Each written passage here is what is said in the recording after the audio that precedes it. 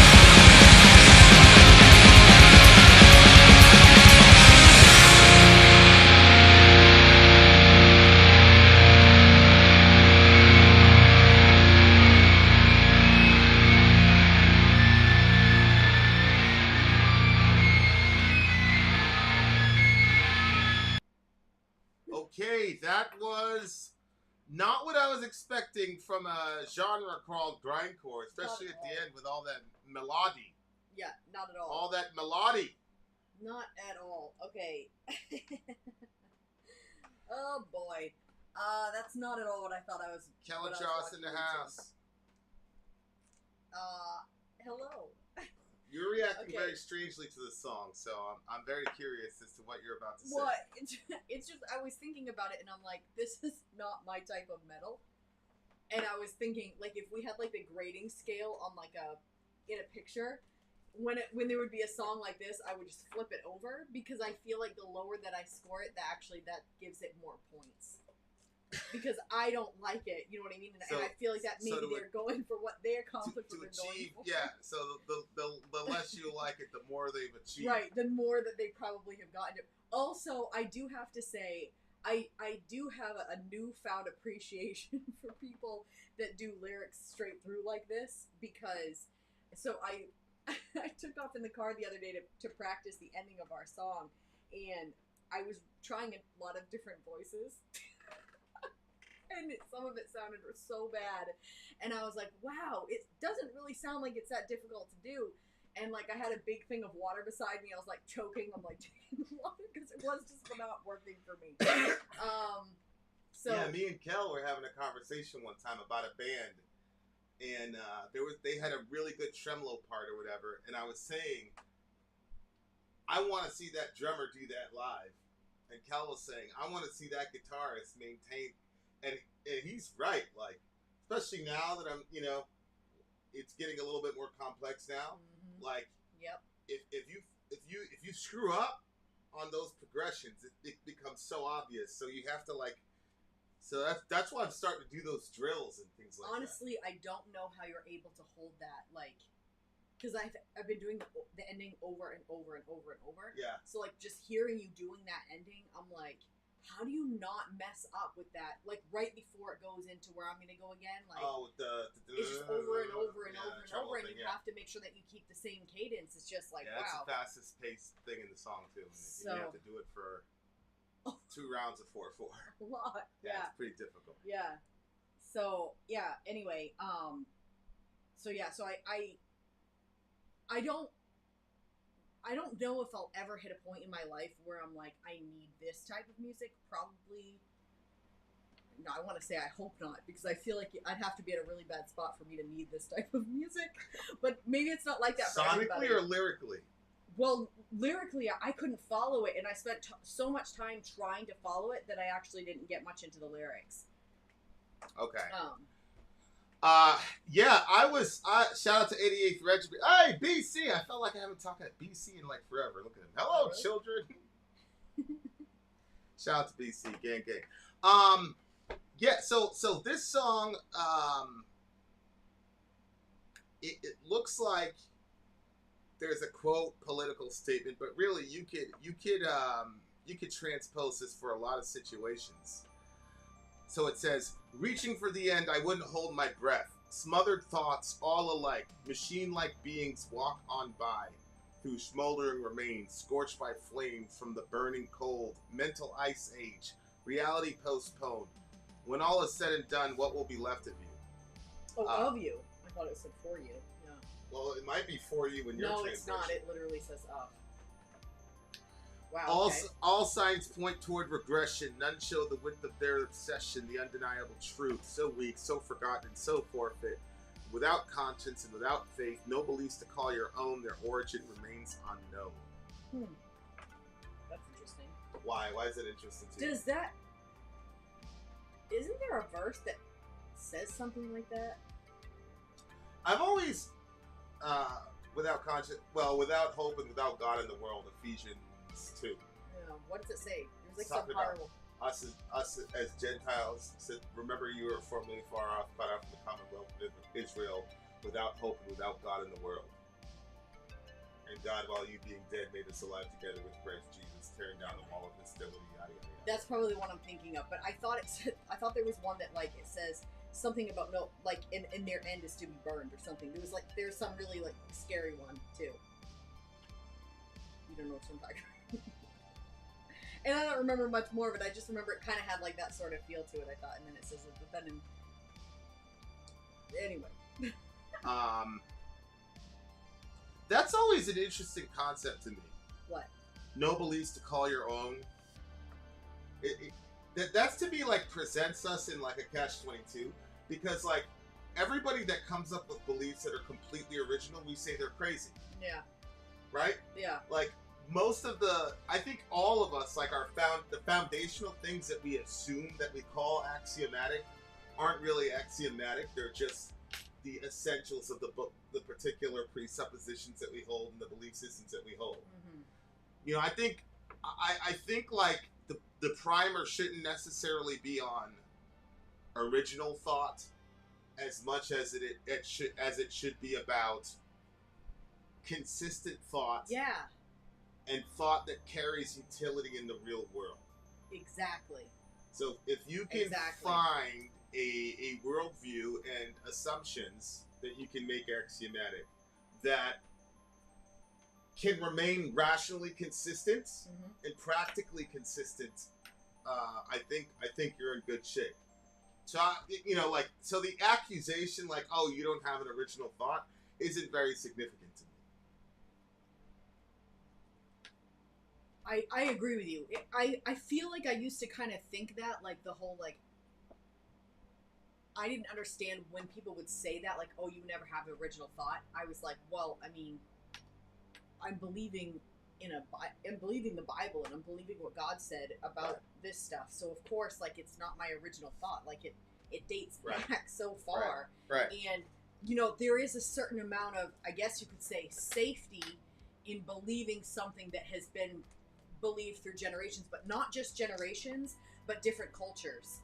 Because while something might work for this culture, like, there was like this branch of Christianity, it was called the prosperity gospel, and it was like, oh, God wants to prosper you in every situation, and if you give this certain amount of money to the church, then you're going to be rich, and life is going to be good, and everything's going to be perfect for you. Well, that type of idea might actually like look like it's working in maybe America, but that's not going to look like it's working if you live where there's extreme poverty, and it doesn't matter how much money you send to the church. Every penny you send to the church is making you that much many pennies poorer. Yeah. So stuff like that, like if the idea not only works over different groups and different cultures, can these, Holy smokes. What? I had the wrong mic turned up the entire time. I'm sure we sound better now, don't we, dear listener? Well, hello there. Okay. So I agree with that, and I like the way that you put that. Yeah. And when it says without faith, it doesn't necessarily mean faith in God. Like, I feel like everybody, when they go out there, I've always said it's impossible to function in the world without faith unless you're an omniscient being. Exactly. But I do think, like, when you think about things like social contracts and things like that,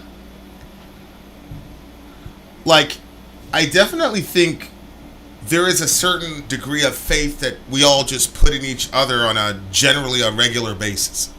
Mm-hmm. So, for example, like if I'm driving on the highway, that's what I think. I'm putting faith in the idea that you're not gonna swing off into the other lane and destroy my family. So, like, so when it says without conscience, without faith, I still think that works even in a secular understanding, because for sure, because most of the people we've run into that are atheist, agnostic, or whatever would probably consider themselves secular humanists. Mm-hmm. I think from a secular humanist worldview, you can easily say, of course, you're not gonna ram your car into the other person's car. We're trying to both promote our mutual flourishing, because one of the bedrock assumptions of secular humanism is that if all of us are flourishing, then it's better for all of us as a whole. So my point is, just because you see the word faith there, it doesn't necessarily have to go to religious faith. No, I agree. It can be your own conscience, and so you're trying to be consistent with the ideal of secular so like in the conscience part, I'd say, okay, that's the internal, be faithful to humanism or be faithful to Christ-likeness. And then the external would be, I have faith that you're going to do that. Mm-hmm. You know what I'm saying? And so that we can function as a society. If both of those break down... Internal and external, And usually the internal breaks down, and then externally people collectively break down. Yeah. Once that happens, once people lose that, then society gets ugly, which is, what you're seeing. Once, people are losing faith. It doesn't matter if you're left, right, whatever. All the major institutions that we assumed that we could trust, people on, doesn't matter how you feel, whatever side feel that, we're regressing. Mm-hmm. And it's really fascinating. You listen to certain people, they're like, it's like the world is ending. And then on the other side, they're on the complete opposite end of the issue. They feel like the world is ending. Yep. And we don't have faith in each other. We don't have faith in our government. You had, you got a bunch of people that believed that the last election was still fraudulent. And what people don't realize is prior to that, you had people that were believing in a crazy conspiracy theory for 4 years. It's completely unfounded. So it's just like, and, aside from who's right or wrong on those things, there's this real, it was almost like symbolized during COVID with the mask thing.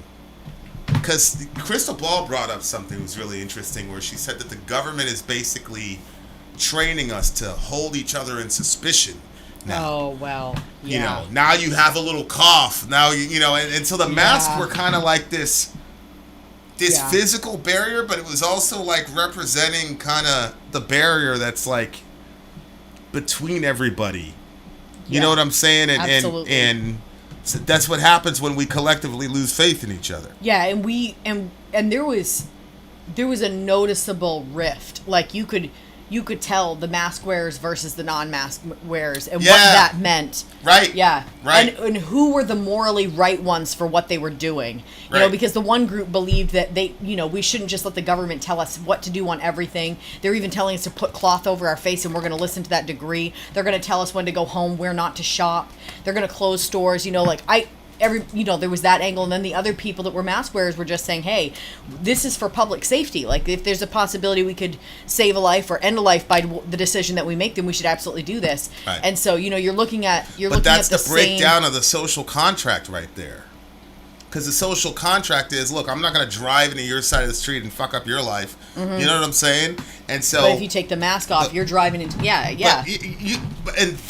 that's the conflict, because it's like. And I felt that way with vaccines. All that was like, yo, we got a contract with each other to have to interact with each other in good faith. Mm-hmm. And again, it doesn't matter what side you're on. It's just that's the point. But they were saying, yeah, but where are you getting this information from? We don't trust those authorities, because if you look here, it says there's no progress, but still they're slaves. So. They're going to interpret that. They're interpreting that as, our authorities are trying to enslave us. Mm-hmm. And the other folks are looking, and they're not wrong for saying that, right? But the mask wearers were saying, we got a social contract with each other, so if there's a chance I could kill you, why wouldn't we do this? And so there's this thing, and like people look at each other like enemies, when in reality, I feel, especially now looking back retroactively, it was just different sides of the same coin. So there's a lot of that actually happening, where it's like not necessarily finding a middle ground, but finding where the breakdown is between our internal conscience mechanism versus the external faith in humanity type of thing. And obviously as a Christian, it's the same thing that happens, in my opinion, because we're supposed to have faith in God. Mm. But when that faith in God breaks down, then you see Christians start resorting to all types of crazy things and crazy methodologies, because again, there is that breakdown of faith. So it really sets up a pretty bleak it sets up a bleak environment here, like the way that he's talking. And I don't know, I just feel like this is how everybody feels right now, regardless of recent whatever. I mean, if we're talking about the Supreme Court, the day before Roe v. Wade, they did the expansion of the gun thing. Mm-hmm. Which to me, after Buffalo and Uvalde, those kids aren't even completely buried yet. To me, that's a slap in the face. Yeah. Like, there were so many things about last week that to me were just like, yo, I'm not on any of these people's side. You know what I'm saying? Like, so like, there's just everybody like kind of has this real distrust now, and even to the point now, it's interesting. We all got shoved into our homes for like a year or so, and it increased tribalism, right? Because the only way you can have an outlet is to hang out online, but you're going to generally gravitate to people who think like you. Exactly. So it and then TYT, and all, like, it just inflamed. So then when we went back out in society, people are even like, you know, it's just a crazy situation that we're in right now. And so this band is like not really presenting a very hopeful future, but I feel like it's like perfectly appropriate for how everybody feels like right now. Yeah, you're probably, You know, like the people in power are calling these plays, and we're not being consulted, whether it's economically, you know, whether it's, you know, one guy can take control of the entire global conversation, which is essentially what Twitter is. And I understand, like, capitalism, whatever, but the society we are existing in now is one guy can take control of the entire communication apparatus for the world. You know, it's just so economically, you know, so media-wise, social media-wise, there just doesn't seem to be a place for like common people to hold the day. It's kind of like we're even on the internet, we're kind of in a fiefdom right now. It's just a weird, weird time to be, and I definitely see a lot of people feeling like, yo, these people are just running the world, and there's nothing we can do about it. So I like the song. I give it a solid 9. Solid 9 for me. It's a 3.5. I'll give it an extra half a point for the melodic ending, so it's a 4. 3 point. Wow. But that's why I said I'm like it should flip. It would be the flip.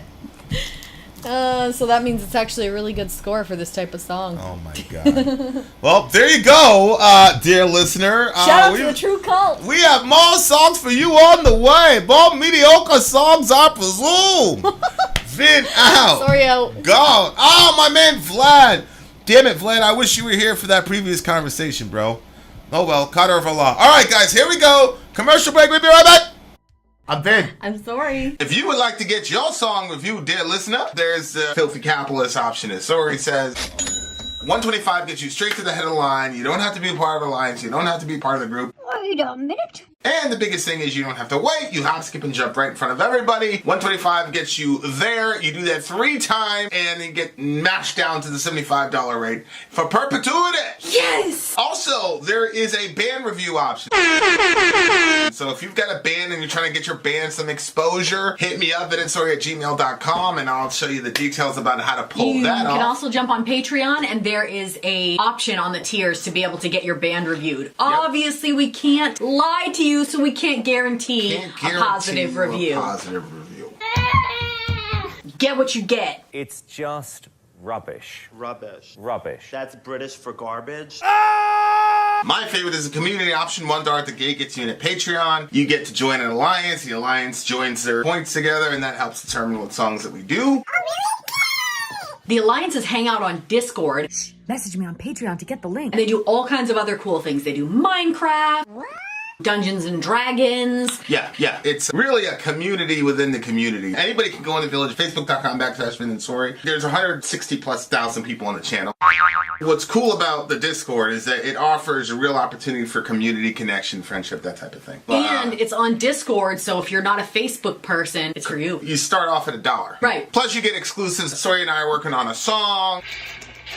So the first 15 seconds of that was on Patreon. Also, at $15 tier and above, when we actually debut the video, they're going to be there live with us. There you are, dear listener. Buy our merch. Buy our merch indeed, or shall lead them. To buy our merch. Yes, dear listener, yes, dear listener, yes, dear All listener. right. This is Drudkh. Oh. Or Drudkh. His 24th song. No, his 24th spring. Sorry. Okay. This is from the True Cult. That's one of our alliances. If you're interested in finding out about alliances and how to influence the song list there, Jump on Patreon. It's you can start out at $1 a month, so it's not too steep. Vinny likes to make everything fair. And what's wrong with that, you evil woman? Well, it's fine when it works in my favor. Winner of Rangers Member Week playlist. How do you say it? Drudkh. They're an atmospheric black metal band Yes! from Ukraine. Okay. Let's talk about it. The lyrics to this song originates from the poem entitled Spring by Bogdan Igor Antonich in 1933. All right, let's check it out. Atmospheric black metal. Okay. Drudkh. Somebody get me a proper pronunciation for that. I hate when people mispronounce stuff and they go, "Oh, it's a foreign language." It's like, yeah, but you can ask. Somebody phonetically help me pronounce this band's name so I could get them the proper respect they deserve. All right, guys. It's Drudkh. It's true. I shouldn't assume that you're right on that. Drudkh. All right, guys. Here we go. Drudkh. And this is his 24th spring. Let's make it happen, inshallah.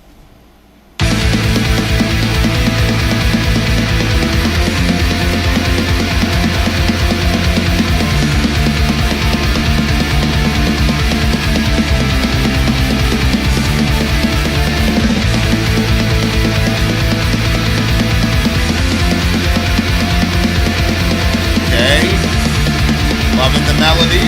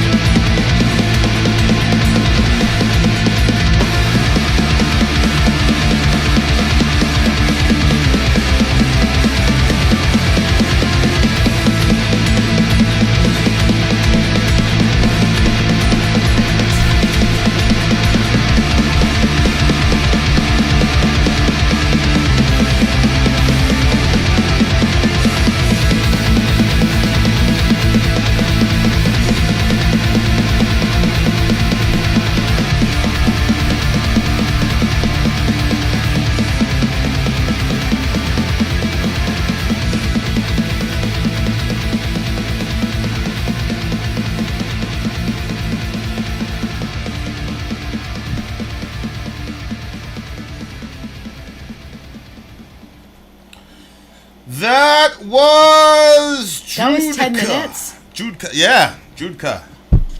Okay. Did it feel like 10 minutes or no? No, it didn't at all. Did you like the song better than you liked the song before? I did. Okay. So what was the main difference? Well, it had a lot more beauty to it, and also lyrically, I found some of it relatable. So we don't have like, oops, let me pull that back up there. Whoop. We don't have, like, I think every place is different as far as what spring. Like, if we move to Florida, spring is not what it is here. Right. Like, because he says a cold evening is not uncommon. Spring, a high, deep, bottomless evening. Heavy dream from fragrance of wet pine trees in a dewy, starry night. Get out of the house alone, you'll find yourself in the arms of frosty silence. The evening whispers you in a young dance. Full of silver sparks of dew. And I know that we have a translation here, so it's so beautiful in English here that it's got to be amazing if you could hear it in its original tongue. Yeah. And so I looked up the guy that the song was based off of. And the poet? There was a pretty cool quote. Where did it go? Is it this one? Yeah. He combines the principles of imagism with a life-affirming paganism inspired by Lemko folklore. He declared himself a pagan in love with life and a poet of spring intoxication. Cool. I like that. I really like that phrase. I like that, yeah. Poet of spring intoxication. That's funny, really and good. I like a pagan in love with life. Yeah. I liked both of them, but the other one kind of stuck out to me more.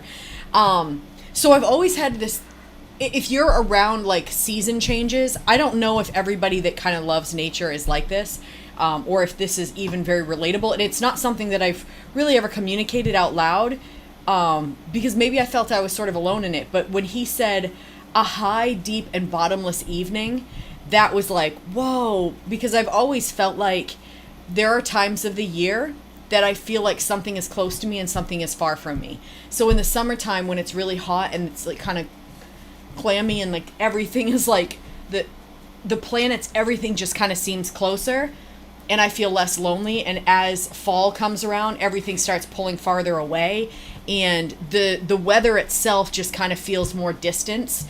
And in the dead of winter, it feels very far away. That's interesting. And springtime also still has this like, I'm coming, but not there yet. I don't know. It makes me feel a little bit emotional. But I've always felt that through the seasons change, even since I was really young, like a child even. So I thought it was really interesting for him to say that, because I was like, I wonder if, obviously again, there's a translation thing. So it sounds like he's communicating the same thing, like high, deep, bottomless evening. And that's how some of those cold sort of springtimes feel to me as well. But yeah, I envy his ability to be able to get out of the house alone in the night. And, you know, obviously, you know, we talk about this whenever this comes up mostly, that, you know, men have certain privileges that women don't have, or maybe it depends on where you're kind of stationed. Maybe there are some places that are more safe for women to kind of get out by themselves. But that's kind of an unfortunate thing when you live in a world where crimes happen. So you can't just get out alone and just feel nature as a whole, because you can always like wonder if something's around the next something's around the river bend. Okay, go ahead. Yeah that's an interesting thought. How much would you do, like, on a realistic, you know, how often would you do that if you felt completely safe to do that? Every day, probably. At night? I love being out at night. It's like right around 10 o'clock. That's my favorite time. I also like being out during the day, like with the sun, because I need the sun. But as far as an evening time thing, like I love walking at night. I love being outside at night. The sounds, the way that everything looks, the kind of feel. Like whenever you and I would take those walks at night, I liked that. But I do think that it's important, like, when he says get out of the house alone, like, the aloneness aspect of it has its own, you know, where I lived previously, I mean, there was still, you know, I mean, the train tracks went through our property. So, I mean, anybody can ride the train and jump off. Right. So, I mean, there was still it still had like that vibe of like maybe this is dangerous, but I felt like for the most part it probably wasn't, because it was like, well, if you were gonna jump off, like why would you, like that's a pretty random jump off, like let's just jump off in Sori's backyard, because they wouldn't know, you know what I'm saying? Right. So I felt like it was probably safe, and so I used to go out there, you know, a lot, and I had snowshoes. I'd go out in the winter, like when it was snowing. Oh my word, that was like unbelievable. The level of silence that you get during a snowstorm is, and he says you'll find yourself in the arms of frosty silence.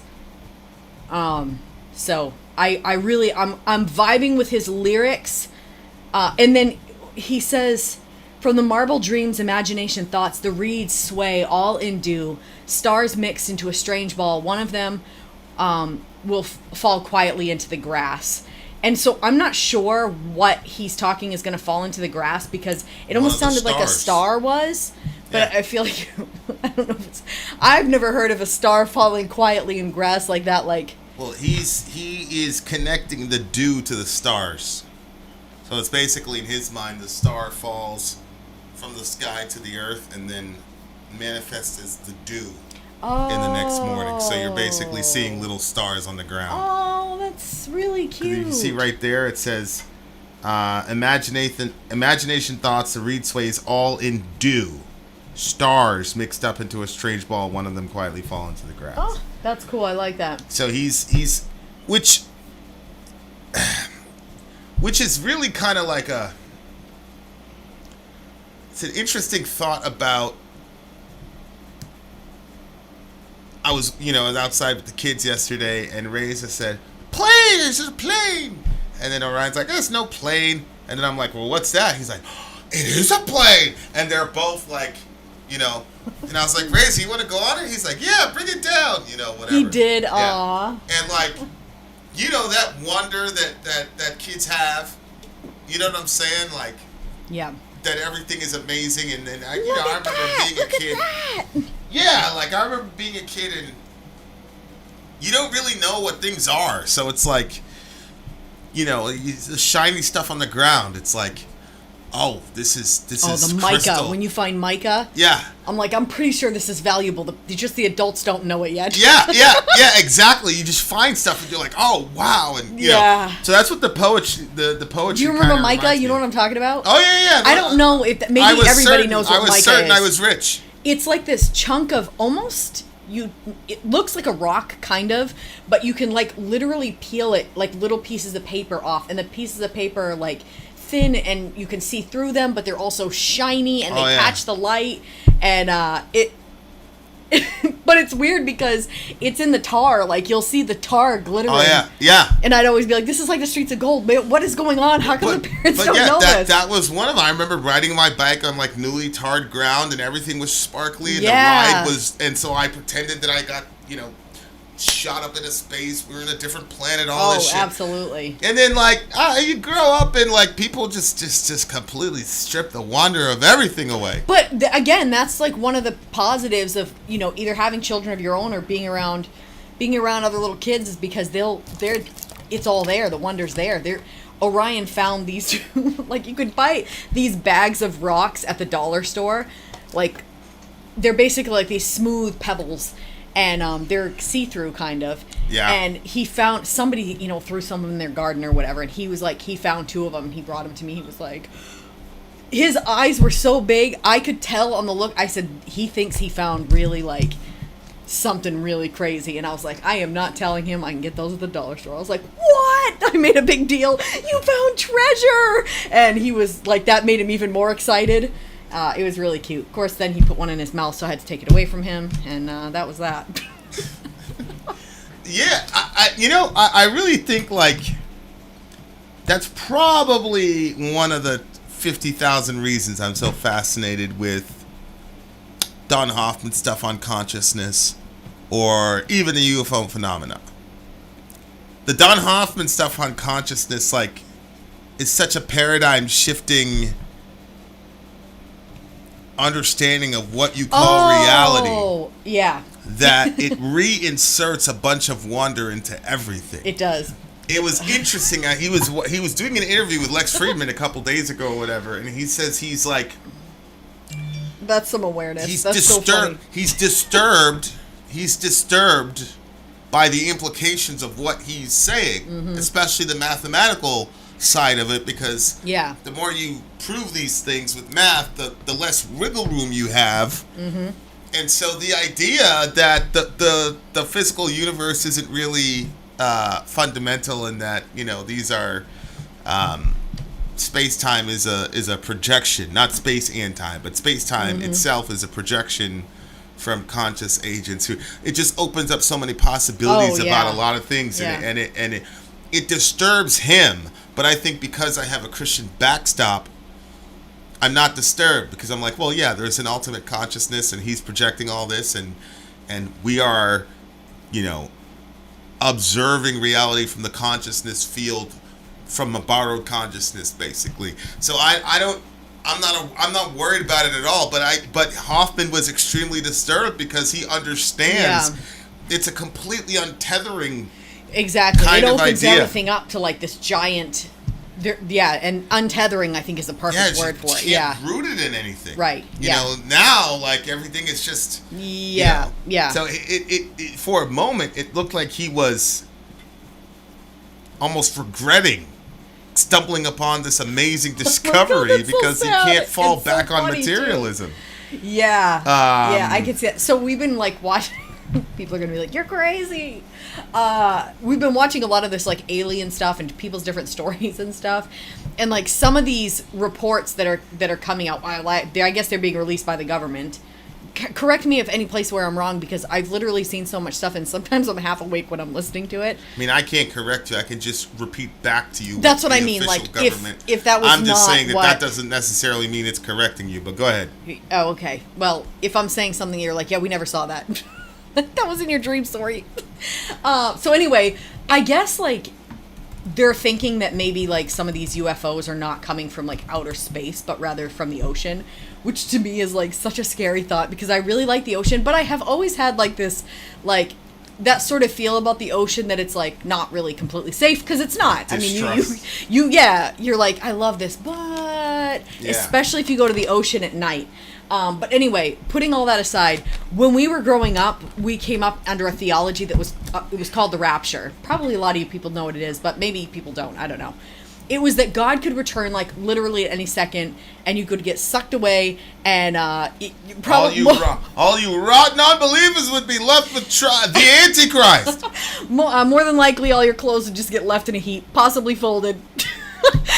There was a lot of weird things, but anyway, the exciting and fun thing was that like at a moment's notice you could be snatched away. So you're a kid, you're grounded, you're in your very hot, overly warm bedroom that you're going to be in for the next 48 hours because you're grounded, and you're thinking to yourself, you're hoping to get bailed out by the rapture. The rapture could happen. So I'd be watching the sky. I'm like, it looks like it's coming. When there's an ominous storm, whatever. So it never occurred to you that being that you were punished, you might have gotten left behind? No, because the like even I felt like that's a little steep, so I didn't clean my room. You know what I mean? So it was I okay. Felt like, I didn't feel disqualify you from I never felt like God was angry with me for not cleaning my room. Which is funny, because I've never even processed that until you just asked the question. But anyway, so there was like always this like there could be some excitement. Then we kind of came into some different ideas, and we're like, that's not at all. That was talking about 70 AD. That's already passed. None of that's gonna happen. Blah blah blah blah blah. So now this alien stuff comes up. I'm like, wait a minute. There might be some excitement left around here. What if something came out of the ocean? Things have come out of the ocean. Yes. Well. I mean that's. What if I saw something coming out of the ocean? Then some of these reports of the people and it's crazy. But anyway, this is not about UFOs. This is about the seasons and the beauty of the world and poetry. And I really, really liked this one. This one is actually a 9.1 for me. I'm not flipping the thing this time.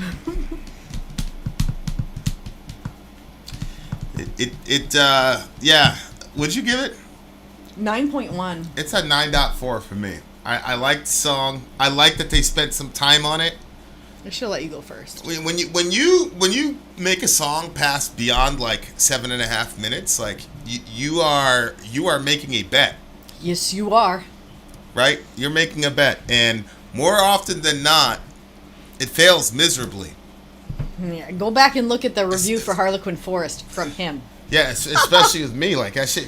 Yeah, exact. Harlequin Forest is the perfect example of a song that would have probably been a classic song Opeth. had it been, 2.5 minutes of it would have been deleted. That would have been great.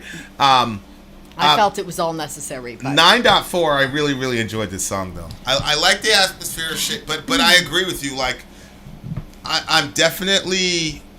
It's fascinating, like, this UFO stuff is really making me appreciate all of the advances we've made as human beings in the scientific endeavor.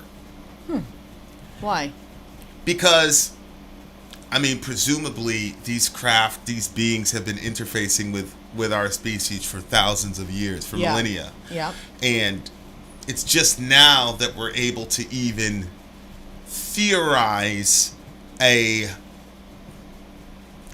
non-supernatural, or, it's a hard way to explain it, but a non, for me, my goal probably for the rest of my life is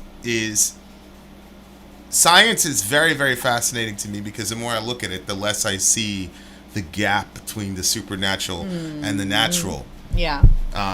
So, anyway, I was gonna go on a big tangent, but I was like, I feel it's songs like this. When you think clarity. about nature and things like that, like, we've made a lot of progress as human beings. So these beings, whatever they are, we're the generation of human beings closest to coming to any sort of explicable definition of what we're actually looking at and seeing and all the rest of it. So to me, I'm proud of human beings. That story last night that we were listening to from that guy, it was so believable.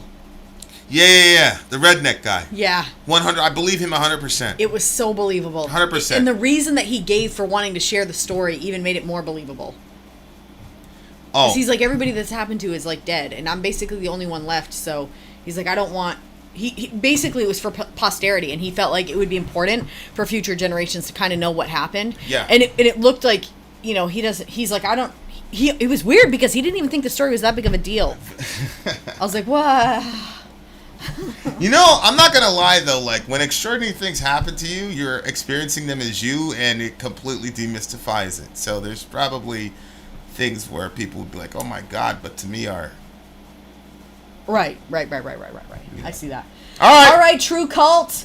You're bringing it. That last song was good. The last song was good. We have more songs on the way. Vin out. Story out. Gone. Oh, you approve? Yep. Good for you. The next one is Let the Devil In. Let the Devil In is next. I'm Vin. I'm sorry. If you would like to get your song reviewed, dear listener, there's the Filthy Capitalist option. As Sori says, 125 gets you straight to the head of the line. You don't have to be a part of the alliance. You don't have to be part of the group. Wait a minute. And the biggest thing is you don't have to wait. You hop, skip, and jump right in front of everybody. 125 gets you there. You do that 3 times, and then get mashed down to the $75 rate for perpetuity. Yes! Also, there is a band review option. So if you've got a band and you're trying to get your band some exposure, hit me up at insori@gmail.com, and I'll show you the details about how to pull that off. You can also jump on Patreon, and there is a option on the tiers to be able to get your band reviewed. Yep. Obviously, we can't lie to you, so we can't guarantee a positive review. Get what you get. It's just rubbish. Rubbish. That's British for garbage. My favorite is the community option. $1 at the gate gets you in a Patreon. You get to join an alliance. The alliance joins their points together, and that helps determine what songs that we do. The alliances hang out on Discord. Message me on Patreon to get the link. And they do all kinds of other cool things. They do Minecraft, Dungeons and Dragons. Yeah. It's really a community within the community. Anybody can go in the village, facebook.com/Vin and Sori. There's 160,000+ people on the channel. What's cool about the Discord is that it offers a real opportunity for community connection, friendship, that type of thing. And it's on Discord, so if you're not a Facebook person, it's for you. You start off at $1. Right. Plus you get exclusives. Sori and I are working on a song. So the first 15 seconds of that was on Patreon. Also, at $15 tier and above, when we actually debut the video, they're going to be there live with us. There you are, dear listener.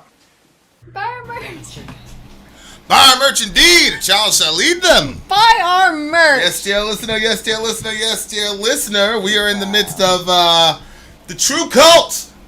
Did you read my dream? This is my favorite. Yes, I did. Yes, I did. I did that in honor of your dream. This is my favorite name for an alliance. A true cult. Yeah. Yeah, so this is my favorite aspect of the Patreon thing too. $1 to gig gets you in, right? You get to join an alliance, and then that influences what songs. So all the songs we're doing on this stream were selected by the true cult. In the true cult. Okay, so the name of this song is. Oh, okay. The band is Nyss, NYSS. I'm not sure if I'm pronouncing that right. The name of the song though is called "Let the Devil In." My parents would have shut this down immediately. Your mother probably would have as well. She would have rebuked it. Okay, so I've been in I go in the comment section here and there, and somebody was like, I refuse to believe, no matter what your background is, that you've never heard this song before. It was a Black Sabbath song. Which song was it? It was, I don't know, it was one of the Black Sabbath ones. And I was like, I understand where you're coming from, sir, but I came from a very religious background, no music, and Vin came up in hip hop. So, all right, this is winner of the Black Metal Free for All playlist. Nyss is an avant-garde black metal band from France. We're from France. There's a place in France. All right, let's go. We have the lyrics in English as well. So never you fear. Here we go. Let the devil in. I was going to say France, but it's Nyss from France. Let's do it. What? That's Nyss from France. Ew, look at that picture. Do I want to? Yeah. But it looks like guitar strings, frets. A mouth. Yeah, but it looks like a guitar too.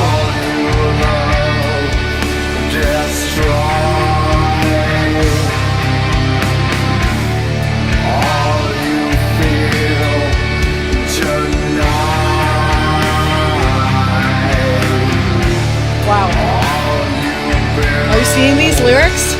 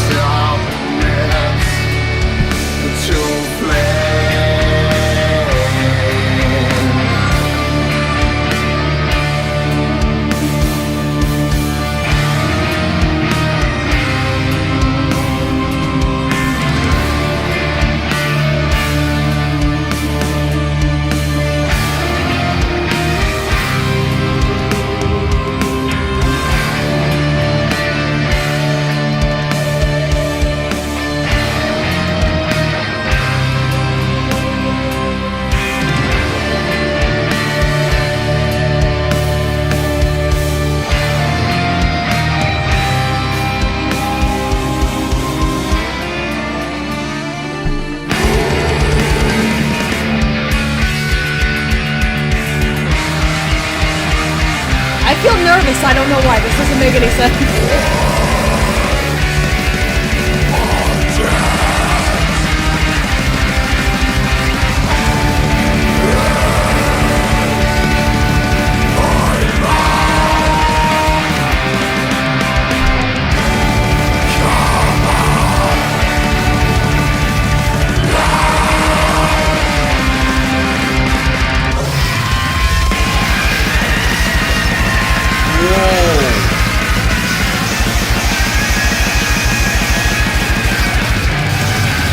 A lot going on right now. There's a lot going on. Pay attention.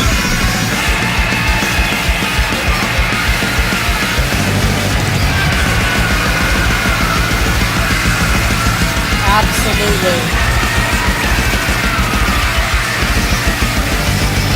Right side, this guy's like it's going off on the right side. Yeah. Like cutting up a frigid scale or some weird shit.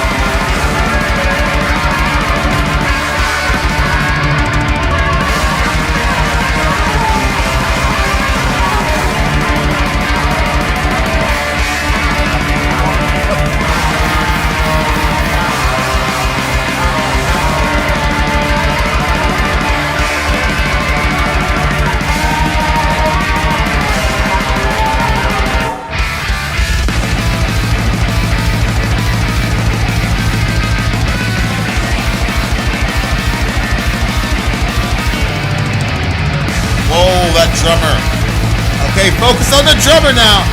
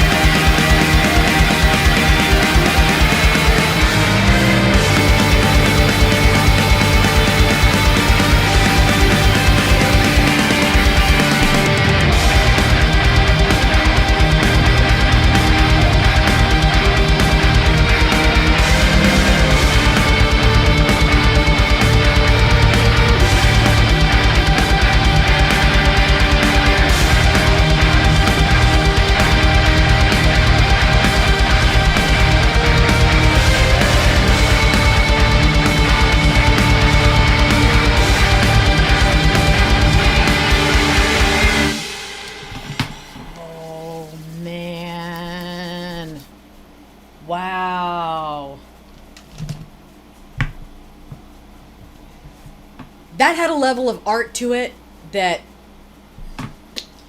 wow, I was very surprised, very impressed with, and wow, what a journey. Holy shit.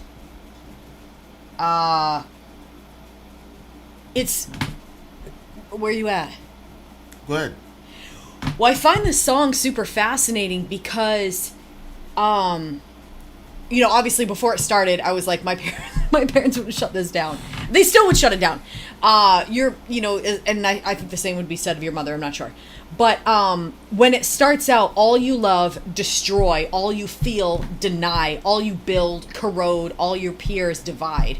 Like, obviously that doesn't sound like anybody in their right mind would look at someone that was saying everything that you love you should destroy, and saying all that stuff, and say, okay, this person obviously is at a very unhealthy state to feel that way. And I think that sometimes, like, when like mental illness or whatever is like really taking its toll, like, you just feel like so dark. And then it says submit to self, to will, submit to madness. So it even says it. I was like, wow, that's really interesting that it says that. And then it says submit to flames. And he says, my words are dead in my mouth, carbon ash in my mouth. That part, I don't know what it means. I just got a visual of that, which was weird. So then he goes on, dismember, disfigure, dehumanize to ash, to suffer like your Lord, to know his wails, a lamb to the slaughter, let the devil in. Let him in. But it slowly brings you into the song. Like I did kind of feel like, I did sort of feel in a sense that, okay. I did sort of feel in a sense that I was being kind of like slowly like lured into something. But then it got like really crazy sounding. And then he says, let him in, to burn and crucify the holy Son of Man, break his body on the cross, let the devil in. And it almost seemed like this, I don't know, this demonic figure, the devil, whatever, was like trying to get into that moment. But then it says, the end, I thought, had a strange flip. And I don't know where the authors were going with it. I'll tell you where it took me. It says, breathe, breathe deep. And then it says, carve your eyes out, which is like a really, like, obviously graphic and gross phrase. But there's actually a Bible verse that says, like, if your eyes cause you to stumble, like, gouge them out. Like, anything that's going to pull you away from your Christ, like, get that out of your life. Even to that, like, it's not like historically Christians have been gouging their eyes out. It's just that, like, stop at nothing. Don't let anything stop you. And so when it says, carve your eyes out, become an embodied, become as a form, become as one with him, just breathe. It was so beautiful at that point. And the song took, like, such a turn that, for me, I couldn't see it any other way that, like, this person is feeling this sort of, like, destructive darkness that's telling them to destroy love, to deny and to do all this different stuff. But then, in the end, they decide to carve out their eyes or remove whatever it is that's causing them to go toward that direction of following, like, letting the devil in, and instead breathing and becoming as one with him, which to me was with the lamb, and then the just breathe. So, and probably that is, and probably the reason that kind of took that turn for me, was because, like, I've hit certain points in my life that have been so stressful, and maybe they were less stressful than they felt internally, but that will be, like, something that, like, I feel like God is telling me is, like, just breathe, like, calm down and just breathe, and there's something about, like, that slow breathing in and out, that sort of oneness. There was a movie that I saw, maybe you guys have seen it. I think it was called Signs. It was, weirdly enough, it was another alien movie, but I watched it with my friend because he was very much into aliens. And the kid in the movie has asthma really bad. And there's, like, this alien invasion, and he's down in the basement. Mel Gibson plays in it. He's the dad. So the dad, Mel Gibson, is down in the basement with the kid, and the kid starts having an anxiety. Well, it's an asthma attack, but it's brought on because of fear, and they don't have the medicine, and there's no way, like, the kid could die down there. And so the father, he puts his hand on the child's chest and he's like, just breathe with me, just breathe. And he says, follow my breaths. And it's, in my opinion, it's a very emotional part because it's a parent with a child. And when you have kids, like if your kid is in that situation and there's nothing that you can do because leaving that room was going to kill everybody. So he had to stay and like work the kid through that. And the father is obviously fearful, but he maintains that composure with the kid and goes through the breathing with him, and he brings the kid through it. Spoiler. And so that to me is like a depiction, because the kid is just kind of like laying out, he's going fast. And that to me is like a cool depiction of like how God has been for me in my life. Like to just, he's going to breathe with me. He's going to work through with me. So the ending took a switch for me because of my own personal experiences. I don't know what the author was going for. I don't know if they're saying carve out your eyes and let the devil in, but it was musically, I didn't feel like it fit the destruction of letting the devil in because they were very clear about what that looks like. So, but beautiful song, and I just felt like it was deeply artistic. And a lot of times when there's kind of black metal stuff, I don't, it's hard for me to see the art in it. Like I know that people see the art, but I don't, I'm like, what is this? But this to me was very artistic, and I really liked it. Uh-huh. Yeah, Franco. I was pretty sure it was called Signs. So I've been reading these lyrics and trying to decide where I was going to go in my exegesis. And I've fallen on this as to how I'm going to interpret this song. Okay. So there's this passage in Colossians. And he says, if with Christ you died to the elemental spirits of this world, why, as if you were still alive in the world, which is a very interesting phrase, do you submit to its regulations? Do not handle, do not taste, do not touch. Referring to things that all perish as they are used according to human precepts and teachings. These have indeed an appearance of wisdom in promoting self-made religion and asceticism and severity to the body, but they are of no value in stopping the indulgence of the flesh. So there were these folks who were promoting this sort of hyper-ascetic Christianity that,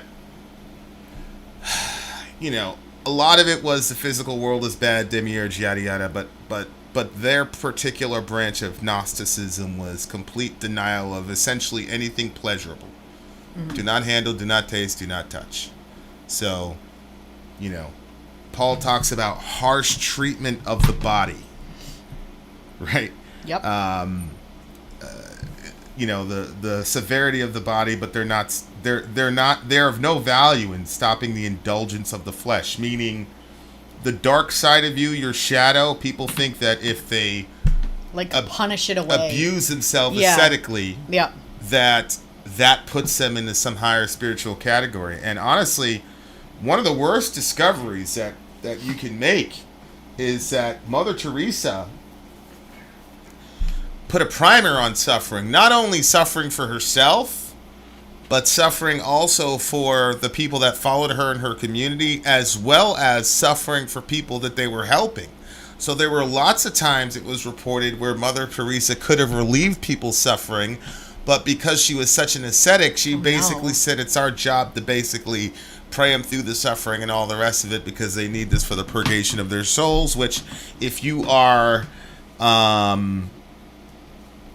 you know, a Roman Catholic would at some point be consistent. Obviously, I think the Roman Catholic would say, yeah, but our job is always to interface with suffering with relief. It's between God and the person. If God wants to have that person suffer that cancer, then our interventions aren't going to stop it. But our role in society is to always interface with suffering with relief. Mm-hmm. But Mother Teresa had a very, and obviously I'm a Protestant, so I've got no loss, you know, I'm not trying to defend Catholicism here, but she adopted an extremely ascetic almost self-flagellative old school sort of Catholicism that she applied to her mercy ministry. So yeah, if you put that as a template on top of what you're looking at here, it's extremely fascinating. Okay. So the first would be basically destroy your entire life. So all you love, destroy. So that would be relational destruction. All you feel, deny. That would be internal destruction. All you build, corrode. That would be your purpose in life, essentially. All your peers, divide. That's your actual relationships. Mm-hmm. So you have now completely destroyed these 4 things that are essential to your own identity. Okay. Then the next set of lines is submit to self. You say, well, wait a second. You know, if I'm living this hyper-ascetic life, whatever, obviously I'm doing this in submission to God. And Paul would say, no, you're not, because God didn't call you to do that nonsense. As a matter of fact, God specifically told you not to do that. Mm-hmm. He called it those who forbid marriage. He called that a doctrine of demons. Mm-hmm. Said that was satanic. Mm-hmm. So if, let's say, the Christian God is a true God and you adopt this hyper-ascetic, we're going to suffer for suffering's sake, you're not submitting to God. You're submitting to really yourself, because that's a form of religious pride. Like, we know a guy that there's a lot of religious pride that goes along with asceticism. Mm-hmm. Because that means, and you know, this is not just in religious context. Asceticism is... It manifests itself in a lot of interesting ways. So, for example... Well, I agree, because I feel like I've seen it even in our community. Like, I feel like that sometimes people are like, they want to be the most miserable of the most miserable. Correct. And I'm like, that looks the same thing, like, as what religious people do. Right. It's just different, but it does look like the same thing. Right. Exactly. And then there's a certain degree of pride. And it never... Yeah, there is definitely a certain degree of pride in it. And it never, like, it just seems like it makes the person so miserable and unhealthy. Like, well, yeah. It's almost like your pride about it keeps you in that place of never getting well. Yeah, and the asceticism in Paul's mind and in my mind is a form of self-worship. And you even see this in things like, you know, selection, like Navy SEALs, for example.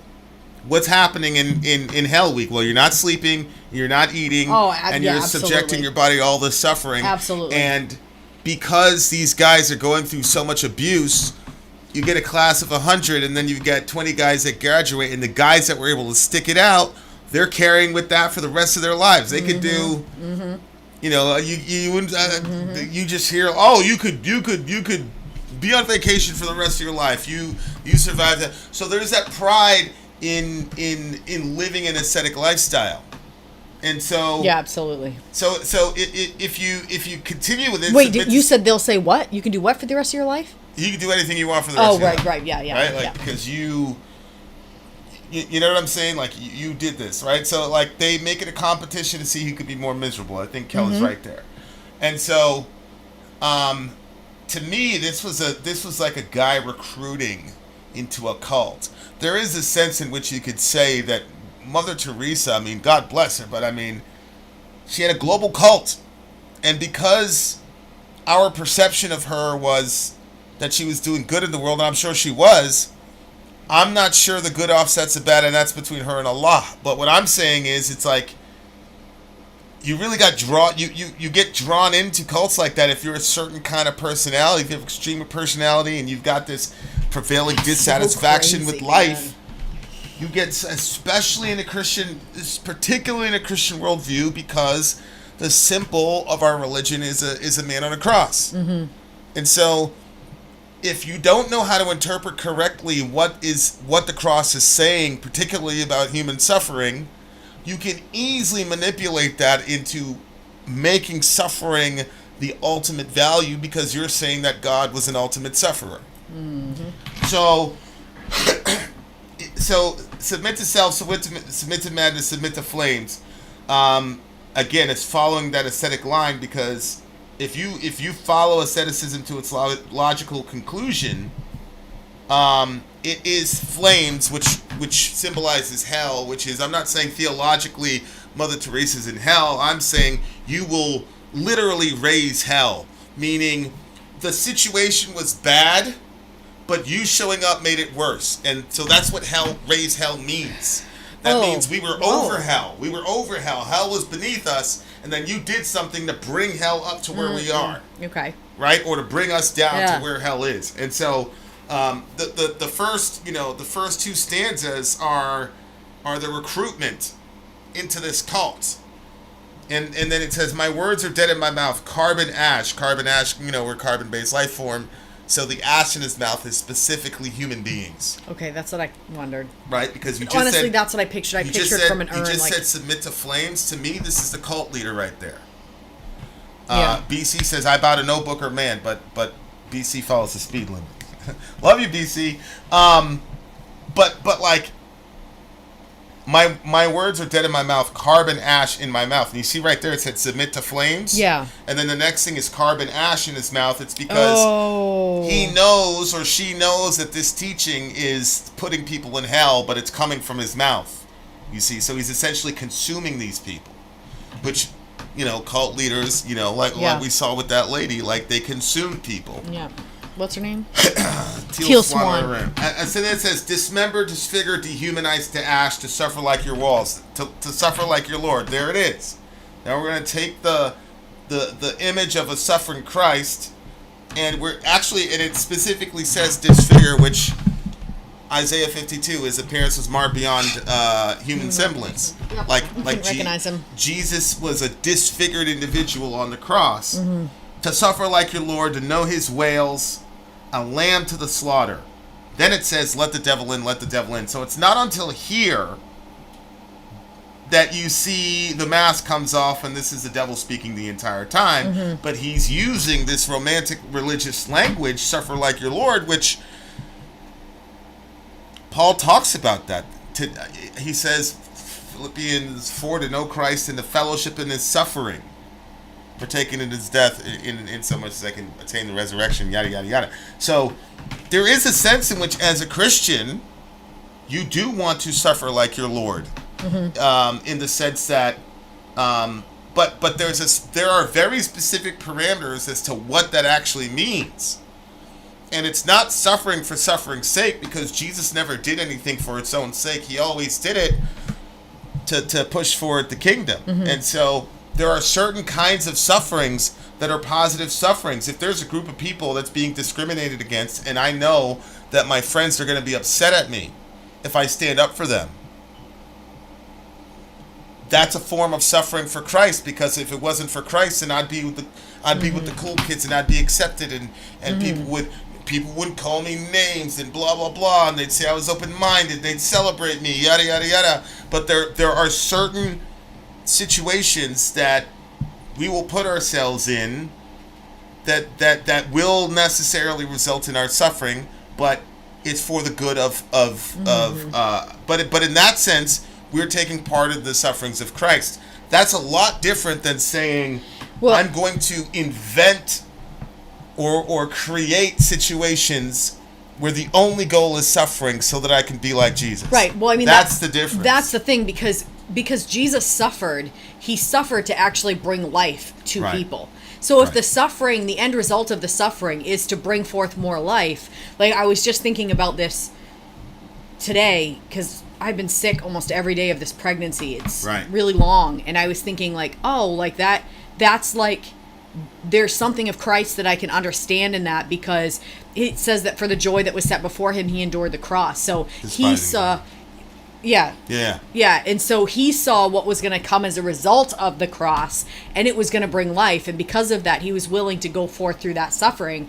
And so, there's a real sacrifice that takes place when you're sick every single day of your pregnancy, and you're sacrificing your body, you're sacrificing your mood, your relationships sometimes, like everything kind of feels like it suffers as a result of that. But at the same, it's going toward life. Right. And so in the end, it's a suffering for a reason. It's not like, if somebody feels bad about themselves because maybe they've made bad decisions in their life, and so then they're like, you know what, I'm going to give myself some self-harm to kind of offset the bad things that I've put out into life. I'm going to punish myself. Like, that doesn't bring any life into the world. That doesn't do anything. All it does is make things more dark. So there are sufferings and sacrifices that are good, and there are sufferings and sacrifices that are not good, and in the end lead to death. And you have to have a pretty sophisticated and developed doctrine, philosophy, or theology of suffering. I don't care what your precept is. Because world destruction has happened for both reasons. You know, we've already talked about the people who suffer for suffering's sake, but there's other people who will kill people to avoid suffering. There's a sense in which the transatlantic slave trade was a form of suffering avoidance. So is the Christians that are like, I'll shoot somebody if they come in my house for my stuff. Right. Like, it's not even that they're afraid that their family's going to get hit. It's their stuff. They don't want to be inconvenienced, and they don't want the suffering that goes along with you taking my TV. Correct. And that's what I'm saying is, like, that kind of suffering for Christ is commendable. You will not kill someone because Jesus told you not to kill. So you wouldn't defend yourself. That's how serious you took this Jesus stuff. That is the kind of suffering we're talking about, which ironically is not the kind of suffering that evangelicals in America are good with. Right? Yeah. So but like you can look at a lot of issues as people's responses to suffering. So like when you were talking about freeing the slaves, the response was, you're going to cause more suffering. You're going to cause suffering for white people. You're going to cause suffering for black people. You're going to cause suffering for the economy. And they were right. In all three phases, they were right. And so their argument for maintaining the transatlantic slave trade was suffering. But what justified the transatlantic slave trade was, we can improve our quality of life. And as your quality of life improves, then your understanding of what suffering is increases. Yeah. So, like us, like if we turn on the shower and the water's cold, or the pressure's low, we truly believe we're suffering. Whereas there's other people who that water, they want it to be cold because they're dying of thirst. Yeah. So so my point is, if you're not careful with the way that you manage suffering, you can cause a lot of harm to people in both ways. If you have I want to avoid suffering as much as possible worldview, you're going to harm a lot of people. Conversely, if you have I want to suffer as much as possible worldview, you're also going to harm yourself and a lot of people, i.e. Mother Teresa or some of these. That's so crazy to hear you say that. Monasteries where Perk was talking about, where individuals like Seraphim of Sarov would give up all foods and would eat only grass. And if people got their hands around that guy, and I'm sure he wrote some great, beautiful theology or whatever, get influenced by that guy, you can bring a lot of hell up into the world. So that's why I'm saying, that's why I spent so much time in my thought process on the lyrics, because I'm like, this to me looks like asceticism. Gouge out your eyes, all this other stuff. But on the other hand, it's like, but if you don't have an articulated doctrine of suffering, you're going to cause suffering for everybody else in your attempts to avoid your own suffering or the suffering of those you're interested with, which then creates this very, very fascinating sort of, again, reconfirmation of authentic Christianity to me, because in Christ what you have is suffering for the sake of others, suffering for the sake of the good of others, and that is the key that balances everything. So I will absorb this kind of suffering onto myself if it will better other people, particularly other people that don't have the same advantages of me. Right. And if you put that template on top of slavery, then the answer is very easy. The answer is absolutely all of us are going to collectively suffer now, but these guys have been suffering in ways that are incalculable, so that suffering has to be ended. So you put that template on there, then a lot of things become a lot more easy. And then, of course, there's people that don't want things to be easy, so they'll say it's a lot more complicated than that. So those were the things that were going in my head. Yeah. Breathe deep, carve out your eyes, become an embodied, become his form, become as one with him, just breathe. That was interesting because at the end of the song, it was just like ridiculously, amazingly beautiful crescendo. there was a lot of dissonance and a lot of sudden rhythm changes that were designed, I agree with everybody, to be kind of serpentine at the beginning, lull you to kind of I think Neil said like a false sense of security, and then bang! Yeah. And then rhythm changes, and then discordant, weird Phrygian scales that are cut in half and combined with other shit that I'm a basic guitar person, so I couldn't recognize. I was telling people, like, listen to this part on the right, because, like, there's a lot of shit happening guitar-wise. People don't understand. And then there was another segment where they just featured the drummer, and the drummer was just going ballistic. It was an unbelievable. Yep. But then, so it had this really strange, chaotic, and organized kind of way, which is how I actually perceive Satan. Is that he's chaotic and organized simultaneously.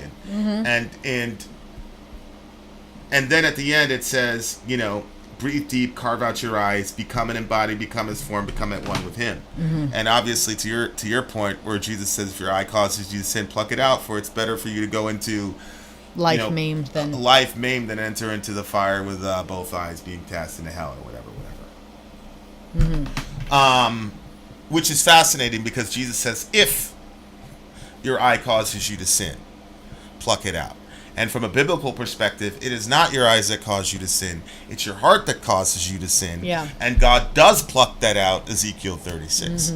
But again, that's, you have, I think Eusebius, the origin story is true, where Origin castrated himself because he was dealing with XYZ situation. But I'm putting that out there because I want to hear Perkinos's opinion. But that's very fascinating about suffering. And the last thing I'll say about Christ's suffering is, yes, he was disfigured in all this, but the idea was he did that to put a final end to human suffering. But simultaneous to it, it is an invitation, because Jesus does say, take up your cross and follow me. But Jesus didn't crucify himself. See, that's the thing, is that you do have to, because we're selfish, and because we're self-based creatures, and if you're a self-based creature, then you are going to be inexorably a fear-based person. So because we're selfish and fearful, anything that comes into cross purposes with our agenda, we're going to try to crucify. And so it is in that context that Jesus says, be crucified along with me. But you can know that if you are being crucified, then it is going to do something. But the point of that is to end human suffering. So we don't look at the cross as the celebration of human suffering. We look at the cross as the beginning of the end. God refusing to look at his wayward children. I had this one guy, and he was a horrible, in my opinion, a horrible dad. But he said something one time that always stuck with me. He had two boys. They lived in Maine their entire life. And when the kids would disobey him, at 5 o'clock in the morning, he would bring them out to the ocean and make them sit in the ocean at 5 in the morning.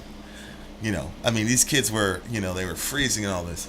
And eventually, he said one time he went out there with them in the water, and then he kept doing that as a practice.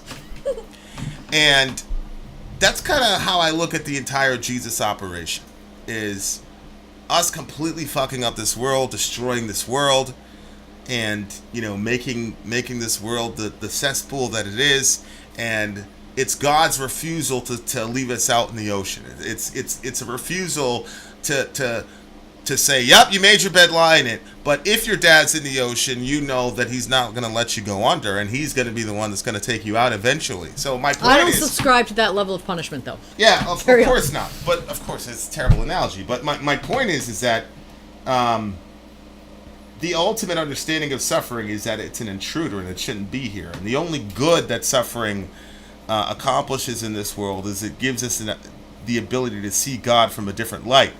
But God is presented as the ultimate good in the scripture, not suffering. Mm-hmm. Suffering is used as a tool for people in the selfish world to see God, but suffering's going to end, but us and God are not. Mm-hmm. And so love is the ultimate barometer, which is why I took so long, because the song is so positive to me. Because like with anything truly satanic, there's always an element of truth. Mm-hmm.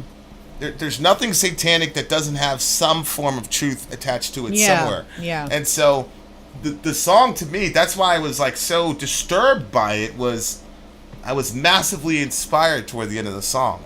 And anyway, it's a 10.5 for me. I really love the song. A lot more could be said about it. Go ahead. Well, I was going to give it a 10, but I can't let you beat me on it. So a 10.5 as well. Yeah. What a... Very impressive. Very impressive song. And Vin messaged me like right after the song finished, so then he'll have the title of it for later. He's adding that to his playlist. Yeah, I wanted to put this on my thing, but my phone is dead, so I had to text you. But yeah. All right. What a brilliant song! I'm blown away by that song. Holy shit. Okay. All right. Well, we have more songs on the way. Vin out. Sorry out. Gone. All right, guys, we shall return. Let's go. I'm Vin. I'm sorry. If you would like to get your song reviewed, dear listener, there's the Filthy Capitalist option. As Sori says, $125 gets you straight to the head of the line. You don't have to be a part of the alliance. You don't have to be part of the group. Wait a minute. And the biggest thing is you don't have to wait. You hop, skip, and jump right in front of everybody. $125 gets you there. You do that 3 times, and then get mashed down to the $75 rate for perpetuity. Yes! Also, there is a band review option.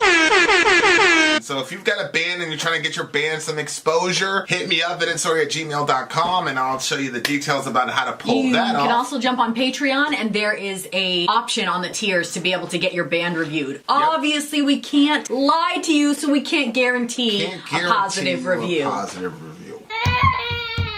Get what you get. It's just rubbish. Rubbish. Rubbish. That's British for garbage. My favorite is the community option. $1 at the gate gets you in at Patreon. You get to join an alliance. The alliance joins their points together, and that helps determine what songs that we do.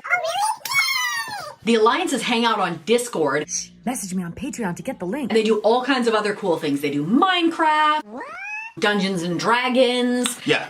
It's really a community within the community. Anybody can go in the village, facebook.com/Vin and Sori. There's 160,000+ people on the channel.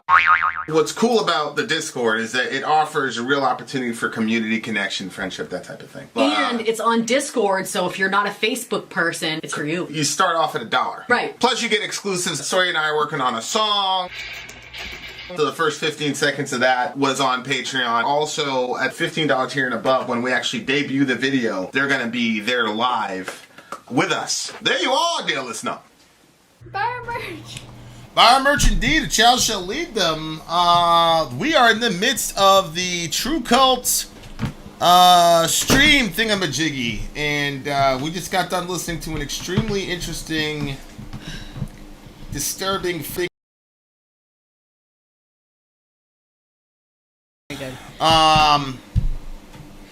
So yeah, very, very interesting stuff. Yes, Kel, I got you guys' notes on it. We're totally aware of what's going on. Okay, well, so here's Vinny's gonna find out in a couple minutes. I impersonated you. Go ahead. Okay, so this here is a dragon. It's actually pretty cool looking when you're up close. Looks a little weird with the lighting in here. Yeah, but this is what's gonna happen. So within the next week, Vinny is gonna put like a riff or like a short piece of a song up on Patreon. It's going to be public, so anybody can access it. And 3 days after it goes up on Patreon, it's going to go up on the channel. And in the description of the video and also in the description on Patreon, you can add something to his riff. And the first one to send the best thing that like Vin says, holy shit, that really is really cool, is going to win this dragon. So it's going to go up within the next week. It's going to go up on Patreon. And 3 days after it goes up on Patreon, it's going to go onto the regular channel. So if you're a patron, you'll get the notification. If you're not a patron, you'll have to keep checking in on Patreon. And then you'll... we're giving away the dragon? Yes, the dragon is going to be the winner for whoever picks that, whoever comes up with the best addition to whatever riff piece you put up there. Oh. That can be vocals, it can be drums, it could one? be whatever you want. Doesn't, whatever you want. A lot of pressure. Okay. Oh, you come up with stuff every single night. Have some of that thing some of that thing you the keep absinthe. Yes. Yep, you'll come up. That shit is real, bro. I came up with that shit literally. Like, I took a sip of that shit, then I sat and then down, he and sits I came down. up with the greatest thing I've ever come up with in my entire life. I'm sick in the bed. I'm watching him. He takes a couple sips of this stuff. Smells like licorice. And then, like, he starts playing. I was like, oh my gosh, that's the most beautiful thing I've ever heard you create. It's very beautiful. So, yeah. So, anyway. It flew out immediately. Yeah. Best thing I've ever written ever. It's pretty crazy. So, anyway, within the next 7 days, it's going to be going up. And then, you know, there's the details. So, if anybody wants to participate. Absent, and then let's go. Okay, and I'm gonna. Like, I feel bad saying that because I don't want to promote alcohol. it or anything. Yeah, like, I know. But well, you shouldn't do it if you have an alcohol problem. Just never been. I don't want to attribute it. Maybe it was a coincidence, but I've been listening to a lot of Nail Viscara, so. Yeah, that's true. You have a lot. Okay. You can't. I don't want to attribute it all to absinthe. But. Okay, so up next, this is the True Cult stream. And if you're wondering where we stream on a channel called Vin and Sori Live. So there's that. Anyway, Eye of Solitude, Act 3, He Who Willingly Suffers is the name of the song. This song is longer than the usual limit of 10 minutes. And what we do with songs like these behind the scenes is basically the Alliance, it takes up 2 of their picks because it's a longer song. So have no fear. If you have a song that's over 10 minutes and you want to get it reacted to, there are ways to do so. Kellendraw said that this is his pick. He was excited that this one won. Yep, as he subbed them multiple times. This song in particular mixes traditional funeral doom, spoken word, and some heavy black metal tremolo picking with some lead guitar work that is atypical for this style. The lyrics are up on Trello, okay? Mm-hmm. The most interesting fact about this band, though, is that their main architect, Daniel Niago, has a whopping 28 band credits to his name, 11 of which are currently active. The guy's in 28 bands? Yeah, and 11 of them are active. La, la, la, la. He was also a member of Shape of Despair, which you guys have previously reacted to.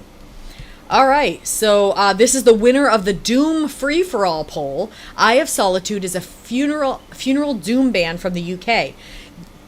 This track is the 3rd track from their concept album, Canto the 3rd. Okay. Let's check it out. He Who Willingly Suffers, which is interesting because of the song. We just finished the song on suffering, yeah. The song that we just did. So, there we go. Get ready to suffer. Get ready to suffer, losers. All right, He Who Willingly Suffers. Let's go. Kill a draw. Don't leave me roll.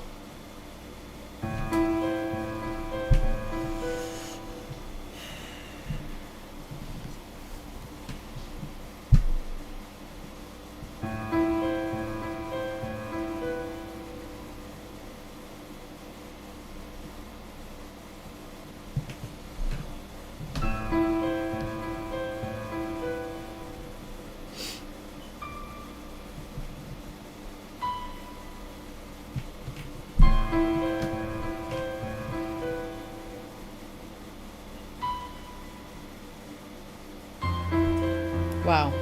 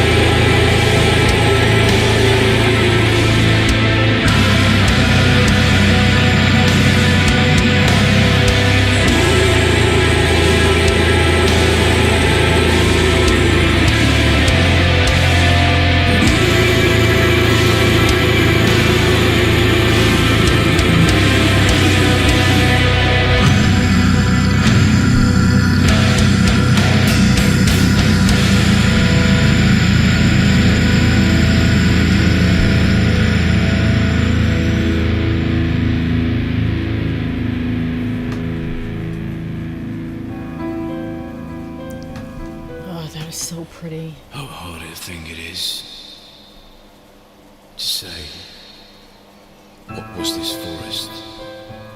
Savage, wrath and stern, which in the every thought renews the fear. So bitter it is, and death is a little more. But of the good to treat, which though I found, speak will I of the other things I saw. I cannot well repeat how there I entered. So full was I of slumber at the moment which I was abandoned. In a true way, for after I had reached, and I saw and I felt, at that point I knew the valley was terminated, which had with consternation pierced my heart. Although upward I looked, and I beheld my shoulders, vested already with the planet's rays, which leadeth o'er the night by day. Then was the fear a little quieted that in my heart's lake had endured throughout the night. Oh no, the night which I had passed so piteously, and even as he who disturbed my slumber with distressful breath turns to the water, perilous in gaze. And so did my soul, that still was fleeing onward, turn itself to behold the past, which never yet a living person left. After my weary body I had rested, the way resumed, I on this desert slow, so that the firm foot ever was the lower and lower amongst the ice and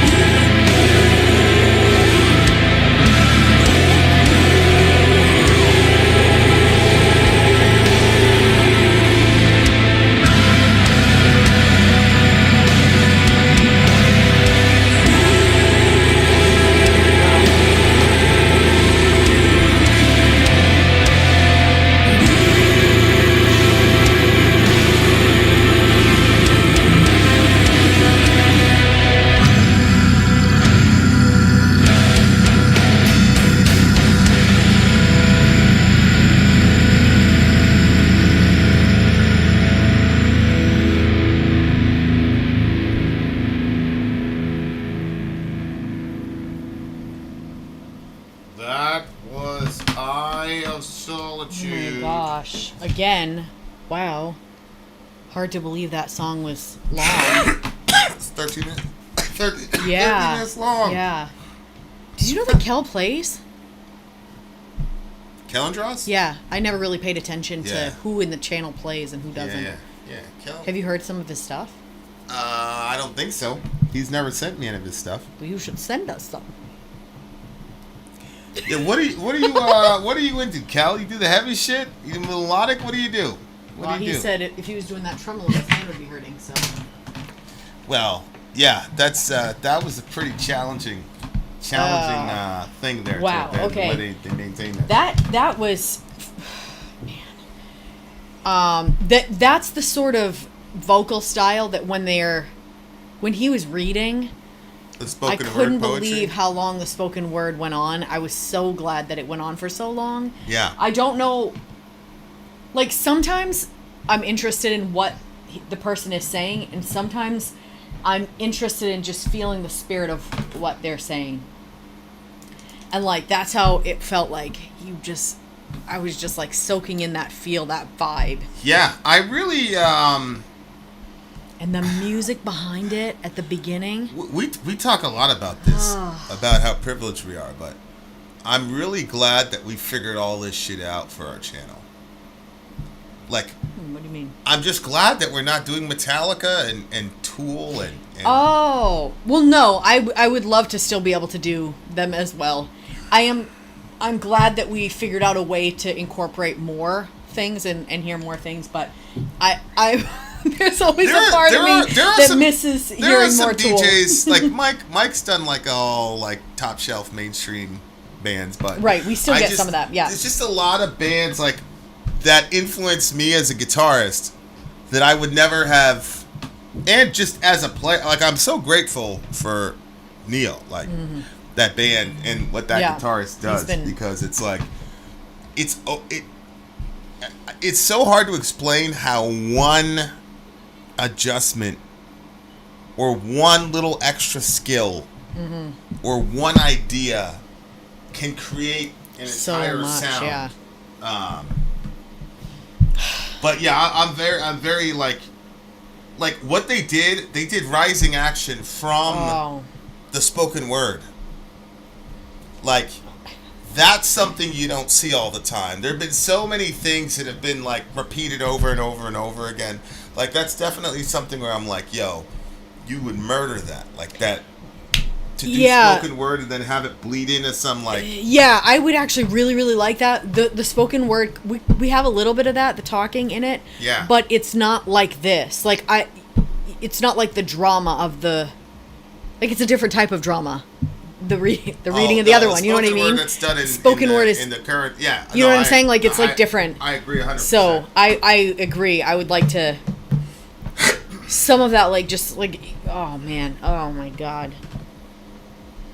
Yeah. And especially, like, some of the stuff that you write is very... I'm talking about words. There's some stuff... You haven't shown me anything recently. But, like... Lyrically? Yeah, lyrically, the type of stuff that you write, like, the depth of your writing. But I have seen it in the past. Yeah. So I know, like... Yeah, you could really write something really... deep. Yeah, it's get you in the feels. I was looking at the entire Canto 3 record because it's Act 1, Act 2, Act 3. So I was trying to like get my arms around what's going on by the time you get to Act 3. It looks like it's starting off with a guy who's transitioning from dying to living. I mean, because you got the album here, and I'm assuming this guy's on the River Styx, right? You know, the boatman from the River Styx. The first one is Between Two Worlds, Ocularis Infernum.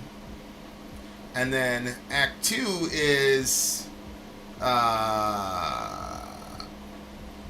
what's interesting is I can't find Act 2. Am I in Act 2 right there? So that's weird. It goes from Act 1... Yeah. It goes 1, yeah, but 3, 2 4, and 5 6. is not 2 there. and 5 yeah, are not there. So I'm assuming this is part of what they're doing, I guess. But He who willingly suffers is in the middle, and then in the desert fast after that. So it looks like the whole subject matter is like how to deal with death, but it's like you're catching the guy in a moment where, especially at the first song, is he's between the two worlds, and he's dealing with his sins and all the rest of it. So that by the time you get to Act 3,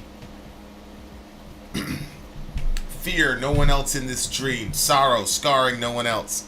Stay in my dreams, follow me, end your soul. Remorse feeds the pain even though the soul bleeds. So that's the first kind of chunk. And I'm assuming that the person talking to him is the dude in the River Styx, you know, the boat guy. Yeah. Right?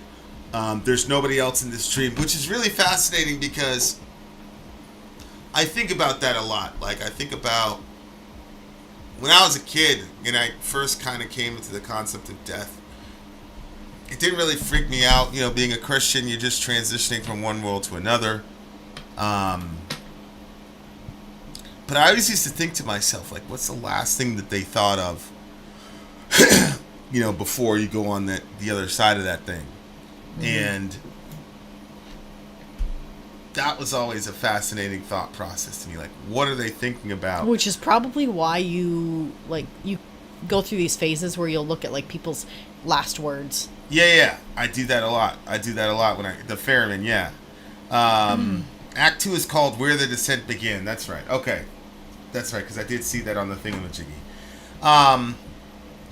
So it looks like he's between life and death. But I thought to myself, like, when you get to that world, wherever you end up, that's where you're staying forever, I think. And so then this world would kind of almost be like a dream. Mm-hmm. You know what I'm saying? Like, yeah. What is the only difference between the dream and reality is time. Yeah. So because I spend all of my conscious time in this field, that's reality. Mm-hmm. Then when I'm in my unconscious time, which I don't even know what unconsciousness is, if you're having a dream, then how could you say you're completely unconscious?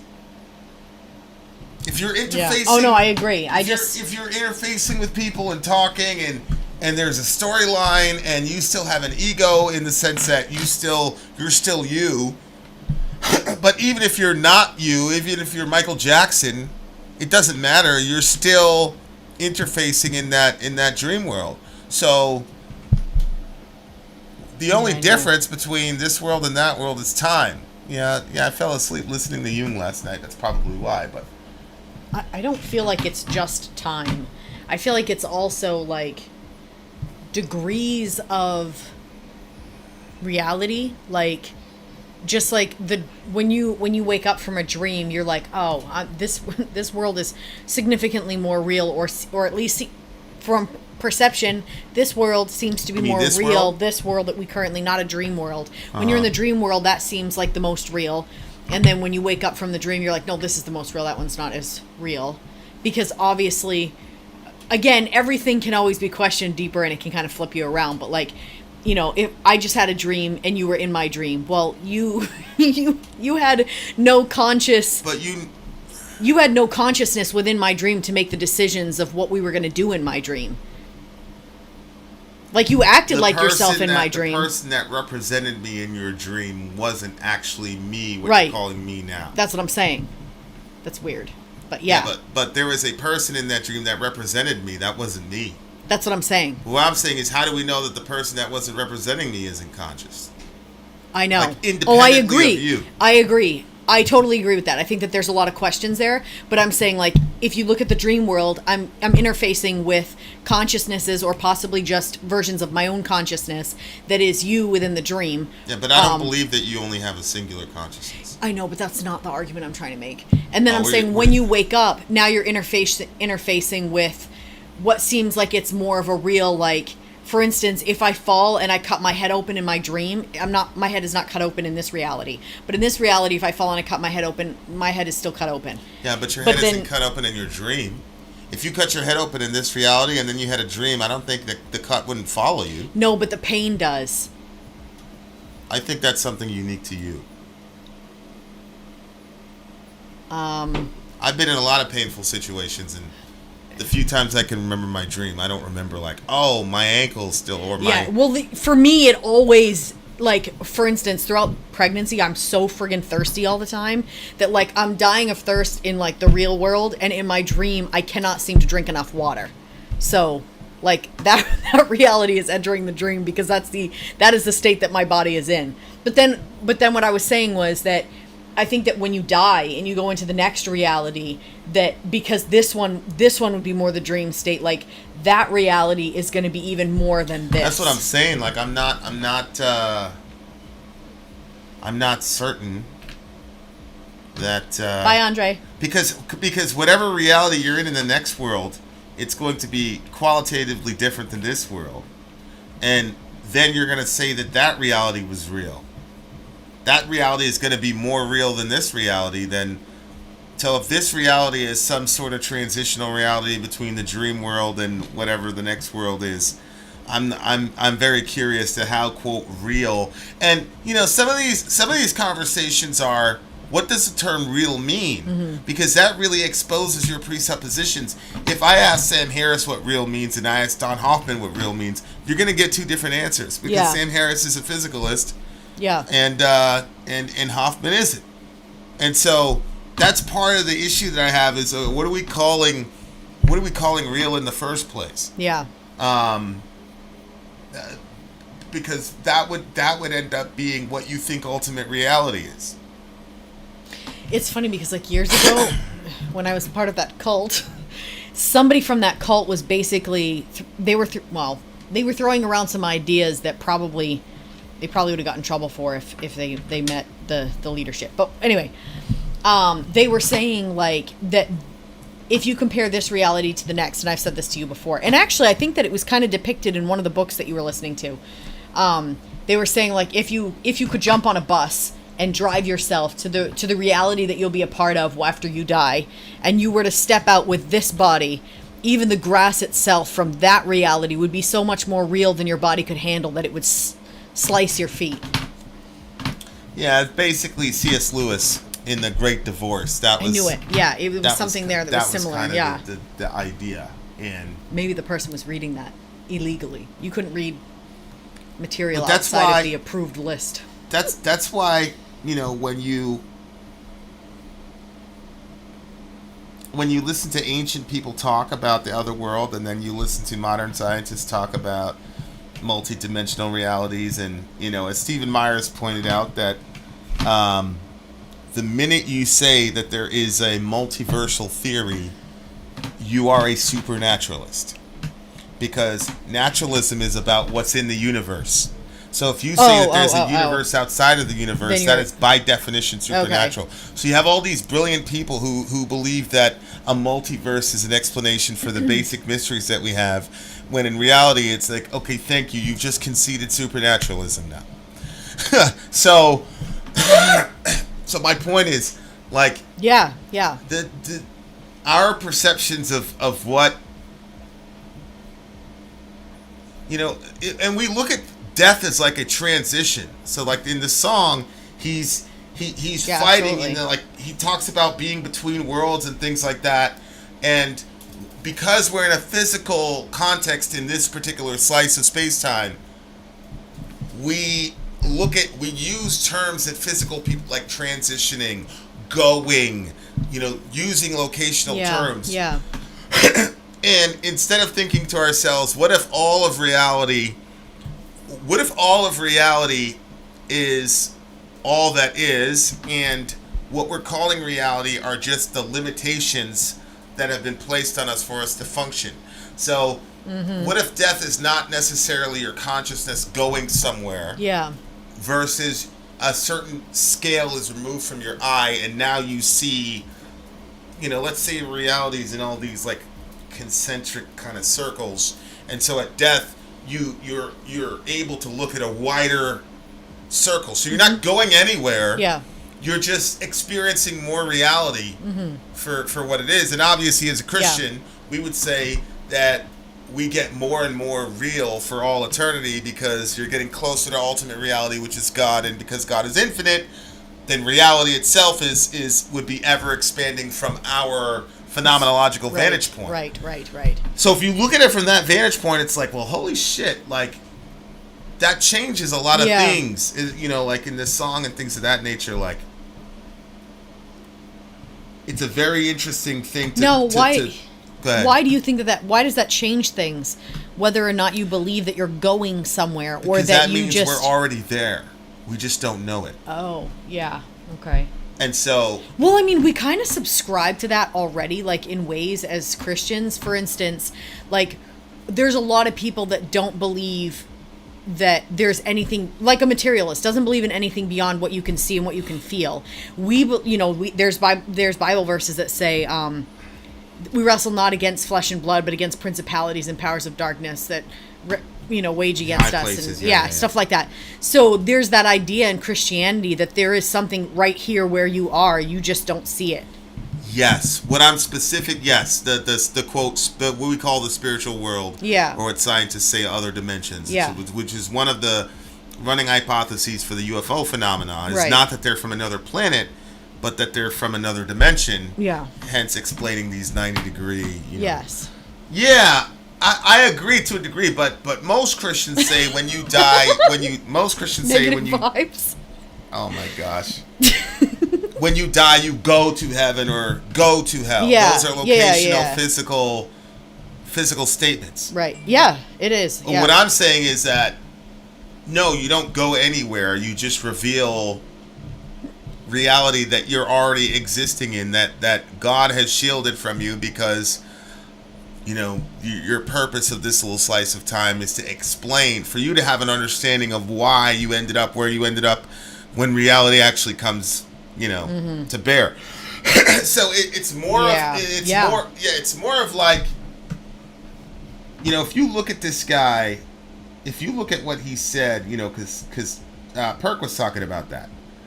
So he says, how hard a thing is it to say, what was this for? Savage, rough, and stern, which in every thought renews the fear. So bitter it is, that death is a little more, but of the good to treat, which there I found. Speak will I of the other things I saw. I cannot well repeat how there I entered.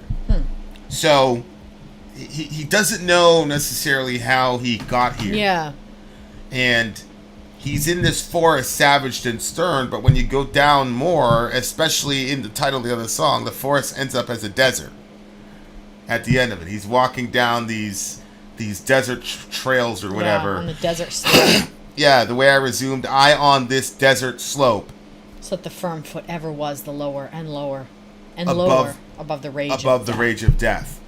So he starts off in a forest, and the forest isn't idyllic necessarily because it's stern, but at least it's a forest. But he ends in death, which is he ends up in a desert, which symbolizes death, which very much mirrors the Christian understanding. We start in the garden, and then by the time Jesus shows up, he ends up in a desert or a wilderness, however you want to translate that Greek word.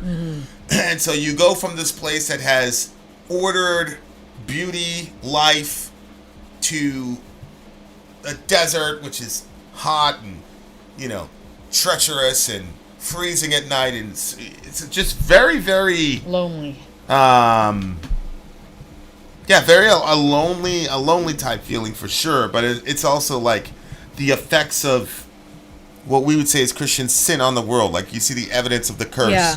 You went from a forest to a desert, a garden to a wilderness type of situation. The animals were kind in the garden to now you have wild beasts. Yeah. So, thinking about death is sort of like the removal of a veil. And, we talk about this in the spiritual sense when a person, is saved, they get the scales removed from their eyes, Pauline language. You weren't going anywhere. You were just aware of a new reality.